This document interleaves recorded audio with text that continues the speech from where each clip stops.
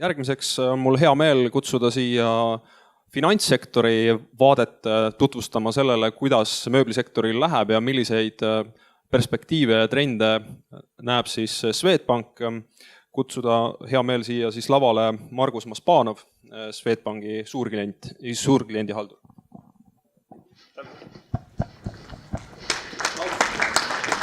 Tervist!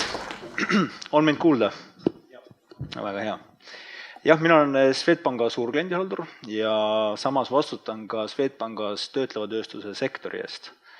Ja tänase presentatsiooni eesmärk on anda lühiülevaade mööblitööstuse plaanidest lähi 12 kuu jooksul olulisemates valdkondades. Ja selleks, et seda tulevikuvaadet teile nagu anda, see informatsioon või see presentatsioon baseerub siis Swedbanka poolt iga-aastaselt läbiviidaval uuringul, kus me uurime siis kõikide ettevõtete tulevikuplaane. Et siis vaatakski nüüd täpsemalt sellele presentatsioonile otsa. Ja see uuring siis tehti tööstusettevõtete hulgas. Uuringule vastas 260 ettevõtet, tööstusettevõtet, mis moodustas 1/3 kogu tööstussektori käibest ja circa veerandi kogu tööstuse töötajatest. Mööblitööstusest tuli meil vastuseid 20 ettevõttest, mis representeerib siis 11–12% selle sektori käibest ja töötajatest. Presentatsioon ise on üles seatud või üles ehitatud selliselt, et me oleme sellest uuringust välja võtnud ainult mööblitööstussektorit puudutava informatsiooni ja pannud selle ajateljele niimoodi, et on näha viimase 3 aasta trend, ehk et selle eesmärgiks ongi näidata sektoris toimivat dünaamikat ja trendi. Ja samas siin me kõrvutame siis mööblitööstuse näitajaid kogu Eesti tööstuse näitajatega ja selle eesmärgiks on just anda kontekst ehk taust, kuidas mööblitööstus suhestub siis Eesti tööstusega tervikuna. Aga nüüd siis täpsemalt nagu nende näitajate juurde, et kus olulisem näitaja käive, et mis on käibe ootus, siis enam kui pool mööblitööstussektoris tegutsevatest ettevõtetest ootas käibe kasvu ja seda siis 3,4% ulatuses, see on siis aastane kasv. See 3,4% on selles mõttes huvitav number, et ühtepidi see on 2 korda madalam huvitaval kombel kui eelmistel 2 aastal ja teistpidi ka oluliselt madalam kui tegelikult siis Eesti tööstuse käibekasvu ootus kokku. Ja nüüd, kui vaadata või süübida selle väheambitsioonika käibekasvu põhjustesse, siis selgub üks huvitav aspekt.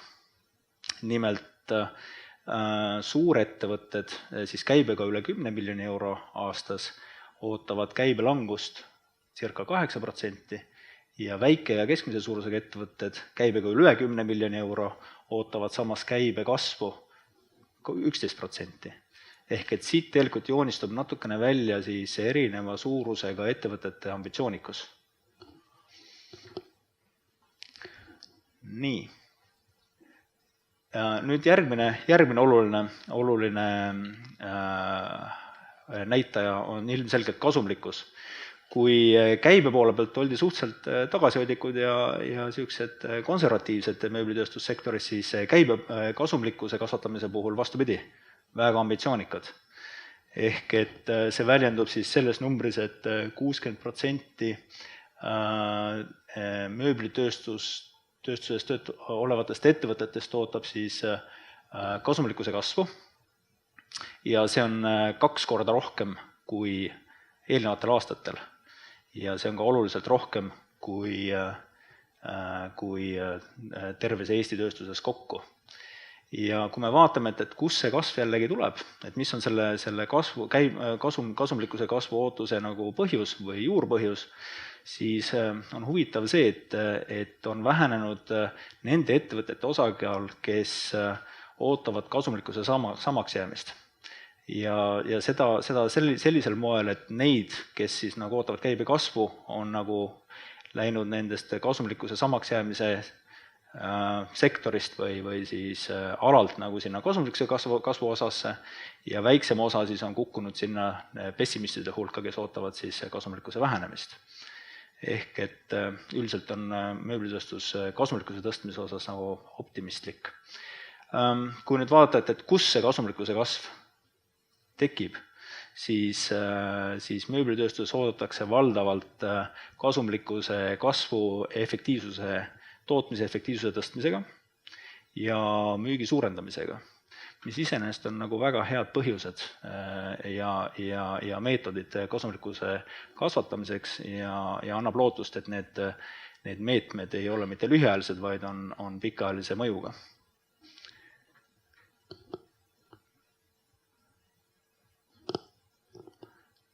Nii, nüüd siis selline huvitav slaid, et kus mööblitööstusettevõtted näevad järgmise 12 kuu jooksul endal uusi sihtturge, siis ega siin suuri üllatusi ei ole.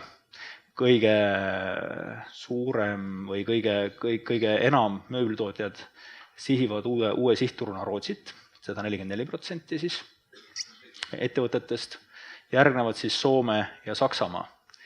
Mis on huvitav võrreldes eelmise aastaga on see, et on vahetanud oma kohad, muu edetabel on enam-vähem sama, aga kohad on vahetanud Saksamaa ja Norra, ehk et eelmisel aastal oli Norra Saksamaa asemel ja Saksamaa Norra asemel.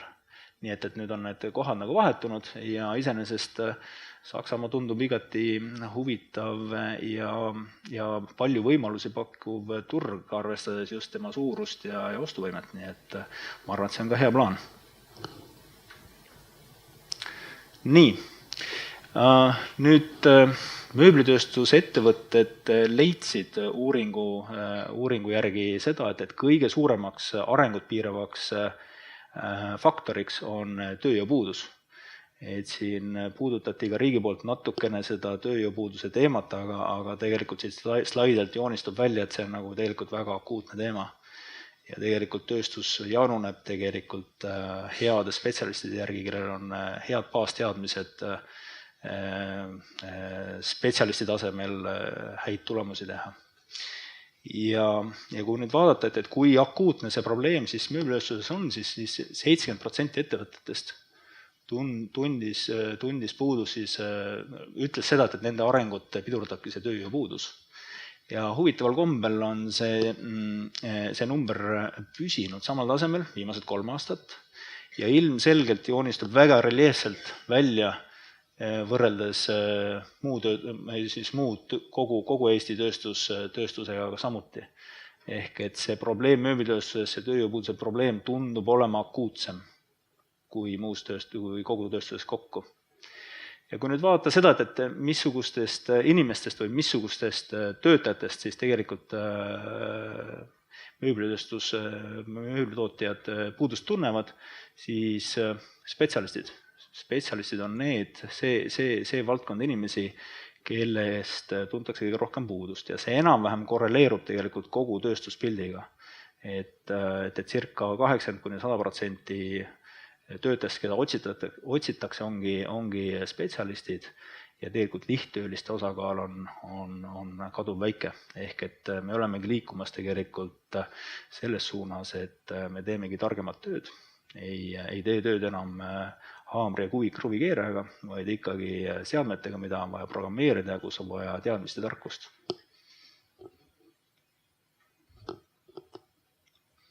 Nii. Siis ütleme, et siin on enamus mööblitööstuse juhte omanikke, et kindlasti huvitab siis nagu, kuidas öelda, palgakasvu ootus ja te ei pea pettuma, et ka see aasta on nagu see palgaootus või prognoos palgakasvuks väga suur, et 4,4% siis 4,4% oodatakse palgakasvuks järgmise aasta jooksul, mis on ilmselgelt kasvavas trendis võrreldes eelmiste aastatega ja see ilmselgelt nagu baseerubki ikkagi sellel akuutsel tööjõupuudusel, spetsialistide puudusel selles sektoris. Ja kui nüüd võrrelda natukene seda palgamuutust siis nagu kogu tööstusega kokku, siis mööblitööstus on ikkagi jällegi paistab silma sellega, et seal oodatakse suuremat palgakasvu kui tööstuses tervikuna. Ja selle põhjus omakorda seisneb selles, et mööblitööstuse keskmine palk on 11% madalam kui terve tööstuse keskmine palk ja 15% madalam kui Eesti keskmine palk. Ehk et see palgatase ongi natukene madalam teistest sektoritest ja nüüd see vajab lihtsalt tasandamist ja sellepärast see palgakasv kiirem on. Aga siin selles mõttes, meil meeldib alati ennast võrrelda siin naabritega ja siin on ka hea uudis, et Eesti mööblitööstuses töötavad ettevõttes töötavad töötajad saavad Läti ja Leeduga võrreldes oluliselt rohkem palka. Et Leedu mööblitööstus keskmine palgatase on 70% Eesti keskmisest mööblitööstuse keskmise palgatasemest ja Lätil on see näide 60%, nii et ei ole meil siin halvasti midagi. Aga nüüd edasi, et töötajate arvu muutus. See on nüüd huvitav number, et tükk aega mõtlesin, et see nagu, kuidas öelda siis, järgmise 12 kuu jooksul ootab mööblitööstus, et töötajate arv väheneb 1% võrra. See on huvitav ja huvitav selles mõttes, et kui me vaatame seda eelnevat juttu, et me plaanime käibe kasvatamist, kasumlikkuse kasvatamist, palkade tõstmist ja samal vähemate töötaja arvuga, siis see kuidagi nagu eristub nagu sellest pildist. Ja siin on kaks võimalust. Esimene võimalus on see, et seda ilmselgelt uuringu tulemus näitab ja tõlgendamisvõimalus on see, et siin on nagu kaks põhjust. Esiteks, esimene põhjus on see, et kas siis seda tööd automatiseeritakse ikkagi nii palju ja seetõttu see tööviljakus kasvab nagu nii palju nagu ennatlikult, et väiksema arvuga töötajatega saadaksegi hakkama ja lahendatakse seda probleemi, millest me just enne rääkisime, seda akuutset tööjõupuudust selle kaudu. Või teine võimalus, tegemist on siin uuringus veaga. Ja. Mulle meeldib see esimene variant muidugi rohkem, et tegelikult sellest joonistab välja, et kui see plaan, kui mööblitööstus suudab selle plaani teoks teha, siis see on väga ambitsioonikas plaan ja väga hea plaan, kus vähemate inimestega tehakse rohkem tulemust. Nii. Ja siis siuke hästi oluline asi jälle investeeringud, et see on siuke tuleviku vundament ettevõtetel ja investeeringute poole pealt siis nii palju, et kõik mööblitööstuses olevad ettevõtjad plaanivad teha investeeringuid, mis on eelnevate aastatega ilmselgelt suurem tase ja kõrgem tase ja ka võrrelduna terve Eesti tööstusega kokku oluliselt kõrgem tase. Samas, mis joonistab sellelt pildilt välja, on see, et kui rohkem arv mööblitööstuse ettevõtteid kui rohkem arv mööblitööstuse ettevõtteid teeb investeeringuid, siis samas investeeritav summa iseenesest on 15% väiksem. Aga see on palju parem minu arust strateegia kui see, et teeb mõni üksik ettevõtte suur investeeringu.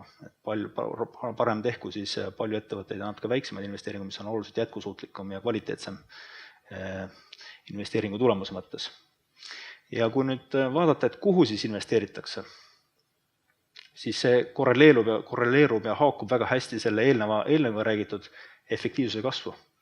Et kui kasumlikkust suurendatakse läbi efektiivsuse, siis väga loogiline on see, et see tulebki efektiivsuse kasvu tehtavatest investeeringutest. Ja võrreldes siis ütleme, et kogu Eesti tööstusega, siis see efektiivsus on ilmselgelt mööblitööstuses märksõna, et investeeringute mõttes, et kui kogu Eesti tööstus plaanib investeerida circa 60% vahenditest efektiivsuse kasvu, siis mööblitööstus praktiliselt peaaegu kõik. Nii, siis ärimudel.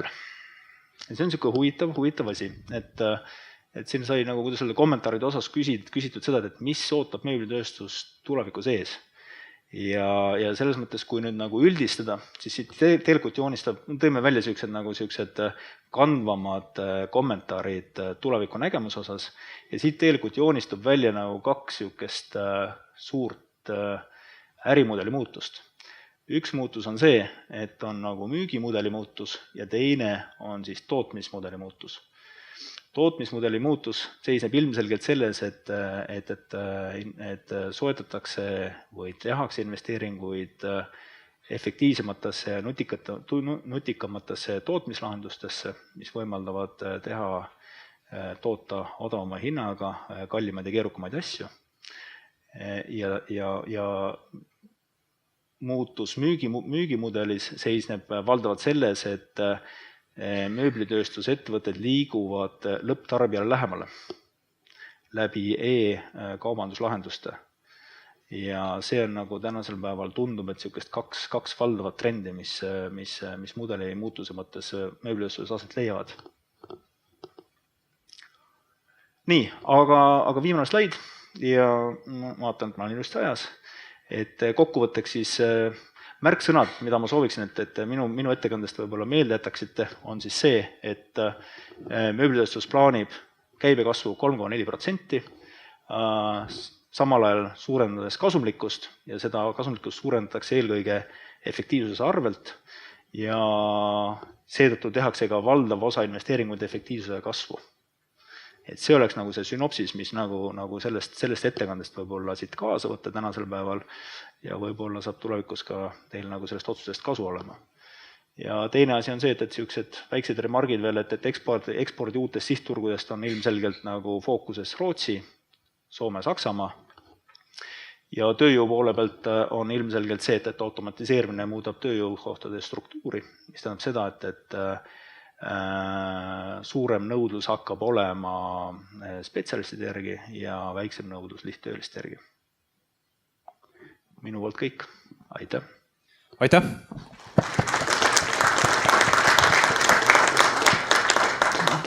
Kas on saalist Margusele küsimusi? Ma võib-olla teist teen otsa lahti, et kui siin suur roll oli nagu efektiivsuse tõstmisel ja tänapäeval see tähendab ka sageli just tarkvaralahenduste nagu juurutamist. Aga et tarkvara ei ole teadupärast nagu ehitis või masin, mida saab järelturul nagu maha müüa.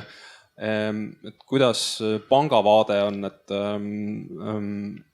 kas sellistele projektidele mõistliku intressiga laenu on võimalik saada, et teha siis mahukaid investeeringuid? Jah, hea küsimus, et pank on niisugune konservatiivne asutus, et neil on nagu see tarkvara, mida käega ja kätsuda ei saa, silmaga näha ei saa, et on raske finantseerida. Et ilmselgelt see on väljakutse, aga samas ma ütleks seda, et see ei ole võimatu. Et seda, kuidas öelda siis, ennakfinantseerimist tõenäoliselt on natukene keeruline teha. Et kui hakatakse seadet ostma, siis tõenäoliselt ütleme, et siin liisingulahendusi tõenäoliselt nagu leiab selles osas, küll aga seda tarkvara osa on natukene keeruline seal finantseerida. Raudvara ilmselgelt saab finantseerida, ehk et selle lahendus on see, et kui on vaja teha siis ennakfinantseerimine, siis tegelikult ikkagi nagu raudvarale tasub liisingu finantseerimist mõelda, kaaluda. Aga veel targem on see, et kui pärastpoole, kuidas öelda, see seade või see investeering hakkab tootma nagu rahavoogu, siis see rahavoog iseenesest on nagu palju parem investeerimise või ütleme finantseerimise nagu, kuidas öelda, selline kriteerium. Ehk et kui ettevõte toodab nagu nii palju rahavoogu, et pank tuleb ennast nagu, kuidas öelda, kindlas vees olevat, siis ma ütleks, et see toobki tegelikult nagu kliendi või siis tööstuse sellesse ette, kus on nagu finantseerimine palju kergemini kättesaadavam ja palju soodsamatel tingimustel. Nii et kõigepealt seade ja siis võib tulla rääkima ka, et tarkvaraarendust või sa näed, et pigem selle tarkvaraarenduse peaks firma suutma ise leida selle raha, et panga käest sa saad nagu seadme jaoks raha ja siis kui läbi selle sul kasumlikkus või kasum suureneb, siis selle arvelt sa saad teha siis neid tarkvara investeeringuid, mis sul vaja on. Jah, selles mõttes see oleks nagu baassoovitus, eks ole. Küll on meil siin, ütleme, et tarkvaraarenduse poole pealt on nagu siis finantseerimise poole pealt ka selliseid lahendusi, kus on olemas meil ka riskiinvestorid, eks ole. Ehk et see või ütleme, et siis investeerimispanganduse teema, kes siis ongi valmis tegelikult võtma seda suuremat riski ja seda tarkvaraarendust nagu siis finantseerima. Aga pank iseenesest on nagu nii palju konservatiivne asutus, et ta nagu tarkvara finantseerimisega hakkama praegusel hetkel veel ei saa, tulevikus pole välistatud. Kas on saalist veel küsimusi? Tervist, Indrek Reitsak, Enima. Küsimus tõid hea võrdluse palgatasemega võrreldes Baltikumiga. Kas on ka andmeid Skandinaavia kohta, kus kohas meie asume? Ilmselgelt, ma lihtsalt tahtnud seda välja tuua, et see oleks meile kurvaks teinud. Kui pikk tee siis minna on veel? Täpsed numbrid ma võin välja uurida, aga üsna pikk tee on minna. Ja. Et parem nagu, kuidas öelda, töötame siis nagu, vaatame nagu lähinaabreid. Eks suurusjärk on nii-öelda 2-3 korda kõrgem palgatase või me räägime mitte nii kõrgest tasemest, vaid pigem seal 50, 60, 80% kõrgem? See on ikka kordades. Ikka kordades, jah? See on ikka kordades.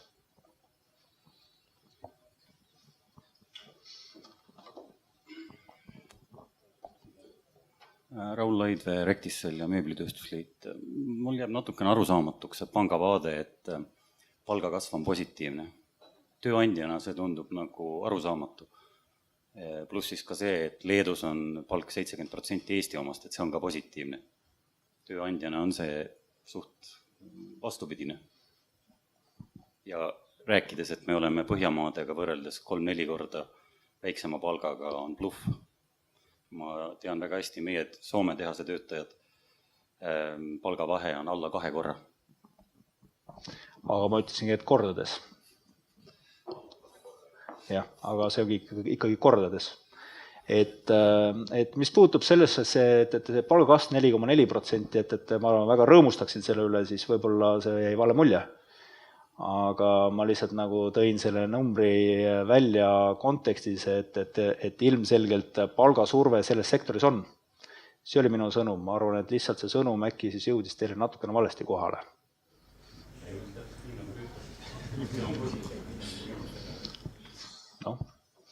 Tõlgendamise küsimus. Ja. Ettevõtjad ja tööandjad saavad sellest niimoodi aru, töötajatele võiks olla positiivne. Eks see on nagu, selles mõttes see on jälle selline, et see on selle tasakaalu otsimise koht, eks ole, et eks see tasakaal leitaksegi siis selle ettevõtja ja töötaja vahelises, kuidas öelda siis nagu nõudluse pakkumise nagu korras, et ega siin nagu midagi uut tegelikult siin päikse all ei ole. Kommentaariks, pank ju teeb koostööd ja finantseerib ettevõtjaid, mitte töötajaid. Me finantseerime mõlemaid.